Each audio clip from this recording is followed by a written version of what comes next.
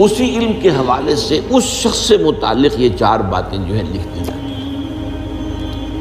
اب اس کو سمجھنا چاہیے، اصل میں جو بات مسئلہ تقدیر کے سمجھنے میں، جو یوں سمجھیے کہ ایک بہت آسان فارمولہ ہے اگر سمجھنا چاہے انسان، اور یہ میں عرض کر چکا ہوں کہ سمجھنا چاہیں گے تو سمجھ جائیں گے، تفصیل میں جائیں گے تو الجھ جائیں گے، اور مناظرہ اور مباحثہ کریں گے تو گمراہ ہو جائیں گے۔ چنانچہ اسی پر میں حدیث آپ کو سنا چکا ہوں کہ ایک مرتبہ حضرت ابو ہریرہ فرماتے ہیں کہ حضور صلی اللہ علیہ وسلم برآمد ہوئے اپنے حجرے سے، اور ہم مسجد کے گوشے میں بیٹھے ہوئے تقدیر کے بارے میں بحث کر رہے تھے، تو آپ شدید ناراض ہوئے، اور اس قدر آپ کا چہرہ مبارک غصے کی وجہ سے سرخ ہو گیا کہ ایسے محسوس ہوا جیسا آپ کے گالوں میں انار کا رس جو ہے وہ ڈال دیا گیا ہے، وہ اس کے اوپر بہا دیا گیا، وہ سرخ قندھاری انار، اس کا تصور کیجئے، وہ عام تو انار نہیں جس کے اندر وہ رنگ نہیں ہوتا۔ پھر آپ نے فرمایا غصے سے، کیا تمہیں اس بات کا حکم دیا گیا؟ کیا مجھے تمہاری طرف اسی کام کے لیے بھیجا گیا کہ اس مسئلے میں تم بحث کرو؟ عزمت علیکم، میں تاکید کر رہا ہوں اس مسئلے میں بحث سے گریز کرو، بحث مت کرو۔ تو یہ مسئلہ اگرچہ اس اعتبار سے بڑا مشکل ہے، اگرچہ سمجھنا چاہیں تو سمجھ سکتے ہیں، لیکن میں ایک اور حدیث بھی آپ کو سنا دوں کہ اس پر ایمان کس قدر لازم ہے۔ یہ ایک تابعی ہے حضرت ابن الدیلمی رحمۃ اللہ علیہ، وہ فرماتے ہیں، ذرا طویل حدیث ہے، میں اس کا خلاصہ بیان کر رہا ہوں، کہ میرے دل میں تقدیر کے بارے میں کچھ وسوسے پیدا ہوئے، تو میں نے جو بھی کبار صحابہ اس وقت زندہ تھے، بقید حیات تھے، ان سب سے ملاقات کی۔ ابی ابن کعب رضی اللہ تعالیٰ عنہ، جن کے بارے میں حضور نے فرمایا ہے کہ اقرأہم ابی ابن کعب، میرے صحابہ میں قرآن کا سب سے بڑا عالم ابی ابن کعب۔ ان کے علاوہ عبداللہ ابن مسعود کے پاس بھی میں گیا رضی اللہ تعالیٰ عنہ، جن کی حدیث ہم پڑھ رہے ہیں۔ حذیفہ بن یمان کے پاس میں گیا رضی اللہ تعالیٰ عنہ۔ ان سب نے ایک بات یہ کہی کہ دیکھو، ایک بات تو یہ جان لو کہ اللہ تعالیٰ کی قدرت سب شے پر حاوی ہے۔ اللہ تعالیٰ اگر لو ان اللہ عذب اہل سماواتہ و اہل ارضہ عذبہم وہو غیر ظالم لہم، اللہ اگر تمام آسمان والوں کو اور تمام زمین والوں کو عذاب دے تو اسے عذاب دینے کا حق حاصل ہے، وہ عذاب دے سکتا ہے بغیر اس کے کہ ہم کہیں کہ وہ ظالم ہے۔ تمام زمین والے اور تمام آسمان والوں میں تو نیکوکار بھی آ گئے۔ یہ اصل میں ایک بڑا اہم مسئلہ ہے کہ جو ہمارے اور معتزلہ کے درمیان مختلف فی ہے۔ معتزلہ ہی کے انداز میں اہل تشیع کا عقیدہ بھی ہے کہ اللہ پر عدل واجب ہے، اہل سنت کے نزدیک اللہ پر کوئی شے واجب نہیں، اللہ کا اختیار مطلق ہے، جو چاہے کرے۔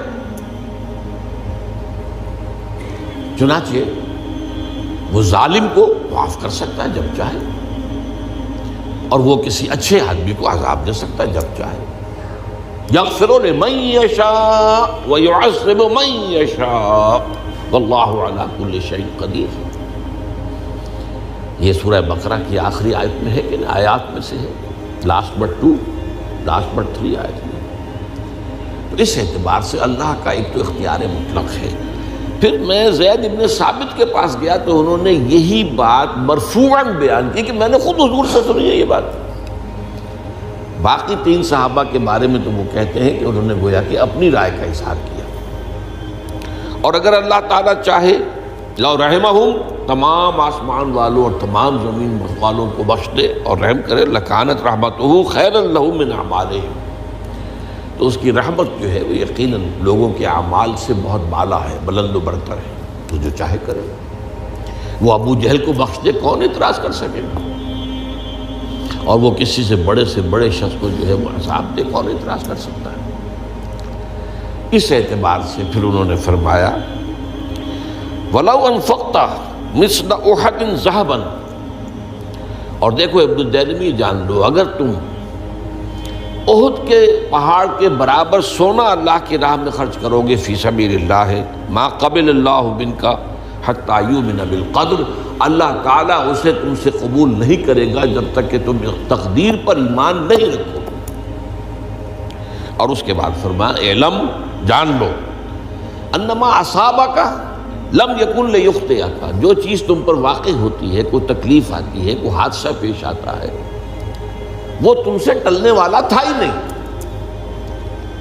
مطلب یہ کہ تم سوچو کاش میں یوں نہ کرتا، یوں کر دیتا، اگر یہ ہو جاتا، وہ ہو جاتا تو میں بچ جاتا، نہیں، وہ تو آنے والی بات تھی، وہ اللہ کی کتاب، وہ اللہ تعالیٰ کے علم قدیم کے اندر پہلے سے لکھا ہوا تھا، تو موجود ہے، تو وہ تو آنی ہی آنی تھی۔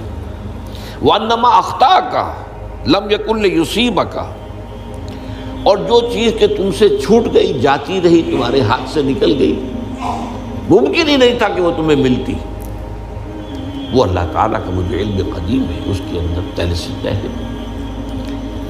وَلَوْ مِتَّ عَلَىٰ غَيْرِ هَٰذَا لَدَخَلْتَ النَّارَ، اگر دیکھو تم غور سے سن لو، اگر اس عقیدے کے سوا کسی اور پر تمہاری موت واقع ہوئی تو جہنم میں داخل ہو جاؤ۔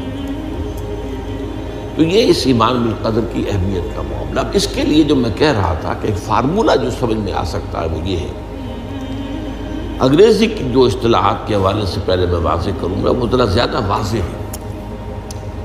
ایک ہے پری نالج، کسی چیز کا علم پہلے سے ہونا، ایک ہے پری ڈیسٹینیشن، کسی شے کا پہلے سے طے پا جانا۔ ان دونوں میں گڑبڑ کا نہیں کرنا چاہیے۔ اللہ کا علم قدیم اس کے جبر کو مستلزم نہیں ہے، اس کا علم ہے یہ کہ تم یہ کرو گے، اس کا مطلب یہ نہیں ہے کہ تم اس کے جبر کے تحت کر رہے ہو۔ اس کی ایک سادہ سی مثال میں دیا کرتا ہوں، پھر میں عرض کروں گا، سمجھنا چاہیں تو یہ فارمولہ بہت کافی ہوتا ہے۔ آپ کسی بچے کے سامنے کوئی کھلونا ڈال دیں، آپ کو تقریباً یقین ہے وہ متوجہ ہوگا، اسے اٹھائے گا۔ ہو سکتا ہے بچہ کسی اور دھن میں ہو اس وقت، ادھر اس کی توجہ کسی اور کو نہ اٹھائے۔ اگر وہ اٹھا لیتا ہے تو آپ کے مجبور کرنے سے تو اس نے نہیں اٹھایا، اس نے تو اٹھایا ہے اپنے انسٹنکٹ کے تحت کہہ لیں، اپنے ارادے کے تحت کہہ لیں، آپ مجبور تو یہ آپ نے کی۔